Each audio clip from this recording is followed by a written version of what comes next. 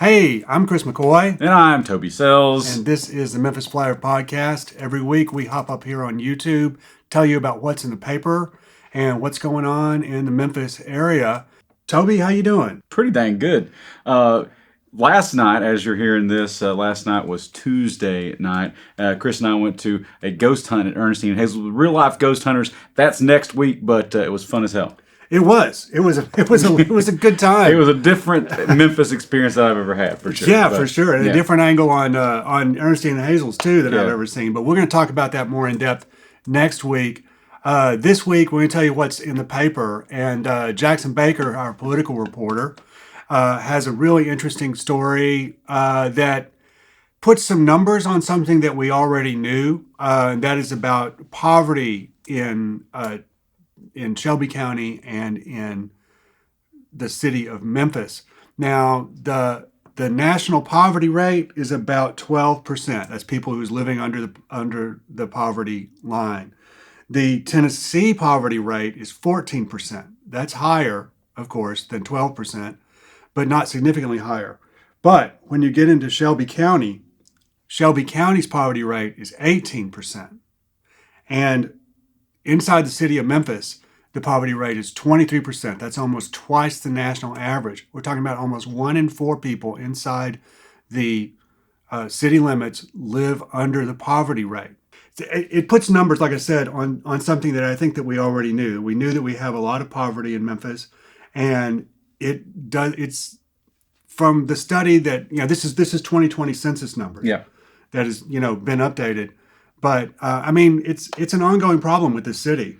It has been for a very, very long time. And the other number in there that depresses me almost even more than that number is the children in poverty number in there. And it's something like 26, 28%. And that just breaks my heart. These kids are going to start from there. And then where do you go from there? It's so hard. Everybody knows to end that cycle of poverty. And, you got so many issues in Memphis that stem out of that, right? And people talk about it forever. And I've been in Memphis now for almost 20 years, a reporter here, watching people talk circles around this thing. We're going to do this thing. Do we need pre-K? We did that a little bit, but not to the level it needed to be. Right. We've done education reform. We've done this and that. And then we get kind of distracted by the shiny thing. It's like, hey, let's build this big riverfront boat dock. Let's we need to buy the Sheraton Hotel. We need to do all these big shiny things that are amazing, and we all love those things, right? But the other part that nobody wants to talk about, it's unsexy, I am sure, to try to fight poverty. I'm sure it's probably the least sexy thing you can do in town, and to talk about it over and over and over again. But that is what underpins the crime problem in Memphis. And I don't say that as an expert. I don't say that as anybody. I can't open and show you the correlation. But I've been around long enough now to really know that I think that's where it comes from. No, I totally agree. You said you're not an expert, but you are. Well, you've been reporting this town 20 years. You've seen it. We've all seen it. Yeah. And it's not going to get better until we tackle this poverty problem. And if crime is what is holding Memphis back, poverty is what's holding the crime problem back. So I think we've got to fix that poverty problem before you fix the crime problem. No, I completely agree. So on better news, on an upbeat note, we're talking about sports. Yeah, wow. Chris, I'm not a huge sports guy, but you know what? I don't have to be, because we have Frank Murtaugh on our staff, who's been covering Memphis sports for way more than 20 years. He knows the ins and outs of everything, even Redbirds stuff, which is beyond me. He's a big St. Louis Cardinals fan. Big time. And our Grizzlies preview this week is by Sharon and Amy. Oh, okay. Sharon and Amy, also Memphis sports experts, which blow me away.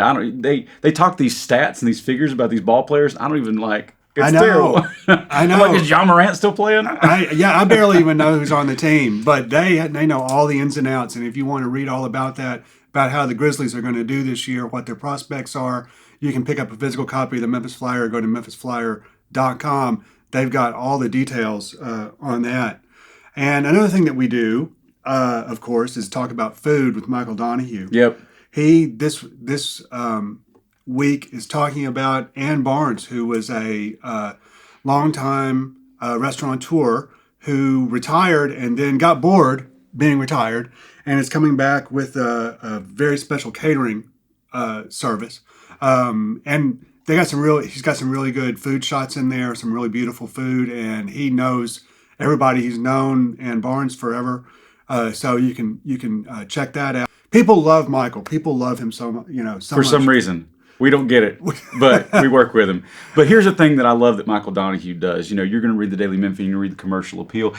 I'm not going to say it's the same folks over and over and over again. Michael Donahue goes out and finds it's the perfect flyer thing. He goes and finds somebody that's off the beaten path, somebody that's not huge, and writes them up. I mean, he's been writing about Arbo's cheese dip forever before they kind of blew up. All those guys, he kind of knew them before they were anything. He goes in these weird commercial kitchens and finds somebody that has a catering company or has a brand new, kind of flavored popcorn or something like that, and gives them early press on it. Mm-hmm. And that's something special that he does, that he brings to the Memphis Flyer, that is probably the most Flyer thing of all. I love his coverage for us. No, I agree, and I totally, and that's what we try to do. We try to tell you things that are going on in Memphis and people who are going on in Memphis who aren't getting attention otherwise. That's right.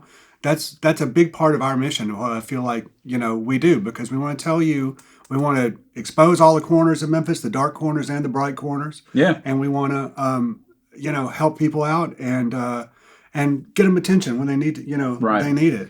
Now, I think when the Flyer kind of started, '89, I think, alternative meant something, right? Like, you had like alternative music, and you had all that kind of thing, alternative lifestyles maybe. And we know that name kind of fell out of fashion, but we're still the Alternative News Weekly. And what I think that means is that, the Daily Memphian, the Commercial Appeal, and all the television stations, they're having a big conversation over here. Almost I'm not saying the exact same thing, but a lot of the same stuff. And the Memphis Flyer, we are having a completely different conversation over here. You know what I'm saying? Mm-hmm. Like, I try to do that news. You certainly do that. Nobody covers film and TV like you do in this town. And it's really, really incredible. So we really are having a whole other conversation. If you've seen all the stuff from the other folks, come over and hang out, because we're getting weird. That's right. And speaking of weird, Alex Green. Oh no! Alex Green is our music writer, and so Alex writes about not just the mainstream music or whatever, or he writes about everything. Yeah. And this week he's talking about the Iris Collective, the old Iris Orchestra, who 2 years ago, after the pandemic, kind of shuttered, was faced with closure, was shuttering, and then they came back as really a collective, much more than before. Yeah. The musicians wouldn't let it die; they didn't want to let it die, and they have a big comeback concert coming up with violinist Randall Goolsby, and it's called Transformations, and you can read all about that in the Memphis Flyer, like I said, online, or you can go and pick up a physical copy. We love those physical copies. I do. They're all over. They're in boxes like this, only slightly less smush boxes than this. Now, something I used to do back before I was working at the Commercial Appeal, I was there for 4 very long years. And on Wednesdays, I would treat myself to an early day off. Not every Wednesday. Some Wednesdays, mm-hmm. I would go straight. This is for kids, and I was anyway. Before kids, anyway, I would find that box right out front of Celtic Crossing down there on Cooper. I would get the Memphis Flyer every single week. Go in there and sit at the bar by myself and read the Flyer. It was me and Mike Matthews used to sit all the way over there, and you'd think that we'd be chatty, but we never did. We'd see each other and be like. And that was it. And I'd read the Memphis Flyer and loved it every week. And so go out and do the same. Pick up that physical copy because it's amazing. Mm-hmm. Well, in our cover this week, Toby, you got the cover. Yep. Tell us what's on it. I just saw, friends have been texting me the cover this morning because I guess it went out on Instagram. And it's the headline is Get Real, Real High. And big old weed leaf on the cover there. It's all about cannabis, and my friends were joking with me, about the research I must have done on the cannabis story. And aside from doing having some Delta 8 like last year, I'm not a cannabis partaker. There's nothing wrong with it, of course, but so I joke back to them, this is probably the most boring weed story that you're ever going to read. It's, Well, don't sell yourself short. Don't sell myself short. But cannabis is getting real in Tennessee right now. There are a lot of moves happening that's going to change probably the way that we buy cannabis, consume cannabis, have interactions with police when we have it on us. Things are happening at the federal level, at the state level, and have in the past tried at the city level. But right now, one of the big things that the cannabis industry in Tennessee is facing is some new rules from the state that will basically outlaw THCA. Now, Chris McCoy knows way more about this stuff than I do. He knows all the chemical compounds and all those things. I don't exactly know that, but what the state lawmakers don't like is what they call intoxicating substances in some of these cannabis products. So THCA Delta 9 THC is the kind of intoxicant that we're used to, with cannabis. Right. But Delta 9, as it implies, there's a lot of other deltas too. The plant produces upwards of 200 different kinds of cannabinoids in different proportions depending on the strains. And it's been bred so aggressively for so long. Right. That it's very different than the sort of cannabis that they were smoking in the 70s. The commercial stuff that you see now is much more potent and everything. Now, because of the Farm Bill of 2018, which they were attempting to legalize growing hemp, right, which is good to make rope, it's good to make fabric. There's a lot of different applications for it because it is such a strong. It produces very strong fibers, right. So you can do all kinds of stuff. I saw a thing where they were using it in bricks to fortify bricks for building material. Sweet. And it grows fast, so it's a good carbon sink too, and everything. But when you isolate the plant and isolate the females, and the flowers grow and they produce THC. And also CBD, CBN, and a whole bunch of other stuff. Terpenes, lots and lots of stuff. See, folks, I told you, he knows all the chemicals. And the balances of these various chemicals, that determines how it will make you feel if you consume it. Yeah. Right? And so Delta 8, which has been big, is produced by plants. It's just not produced in as large numbers as much as Delta 9 because it's been bred for Delta 9 for so many years. Yeah. Now THCA is basically an immature plant that THCA will eventually decay into Delta 9 right. if you let it mature properly. But then when you burn it, some of it is some of the THCA is converted into Delta 9 in the process of applying heat to it. Right.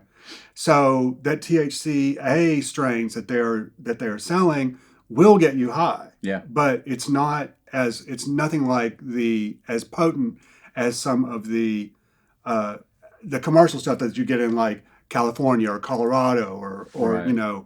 Or even up in Illinois, or Missouri. So, a part of what all that stuff you're talking about there, it has been on the minds of the Tennessee Bureau of Investigations, and you can go and read my whole story. I'm not going to go into all the ins and outs here, but what you said about the THCA maturing into all this, it's made a legal nightmare for the TBI and other folks trying to enforce these laws, right? Mm-hmm. To the point where the TBI director had this huge news conference in August, and they were like, What advice would you give for cannabis consumers in Tennessee? He said, look, if you want weed, go buy weed.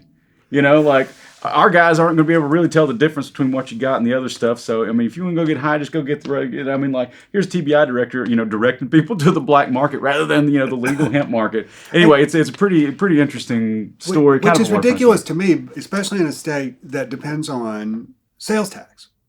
But they don't even care. It's amazing how much these Republicans who love business. The state motto is agriculture and commerce, right? And hemp production is both of those things. Right in the middle of those two And it's things. insane how much these Republicans just hate it so much, But they fighting it all the way. All this is taking place while the DEA is trying to remove cannabis from the Schedule 1, which would basically help decriminalize it across the country. They've been trying to do this for a long time. Republicans hate that too, and they're trying. Republicans, these are federal lawmakers that are trying to remove all the other cannabinoids that get you intoxicated, trying to remove that from the farm bill. And so there's a lot of moves going on here about cannabis in Tennessee and across the country. And meanwhile, Harris has promised that if she is elected, that she will completely decriminalize all cannabis. Yeah. And make it legal and regulate it as just sensible,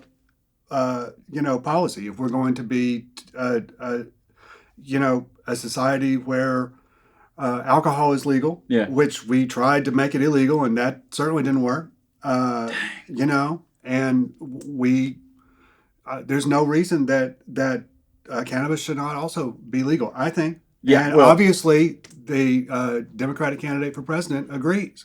And the descheduling, which they've already started. The DEA has already started, would take it down from a Schedule 1, which is like the equivalent of heroin. And peyote and all kinds of crazy. all kinds of crazy stuff, to I think a Schedule 3, Right. which is not very, I don't even think you have to have a prescription for Schedule 3. Right. And so a big letter went out from all these lawmakers. So if you're out there, I don't even know if these guys are on the ballot. I don't think they are. Bill Haggerty, a U.S. Senator from Tennessee, he signed on to this letter saying, we need to keep it on the Schedule 1. Also, David Kustoff from Memphis was on that letter too. There were a bunch of others, but they were on there. I don't think they're on the ballot, but if you're a weed voter out there, take a little extra care on that. Mm-hmm.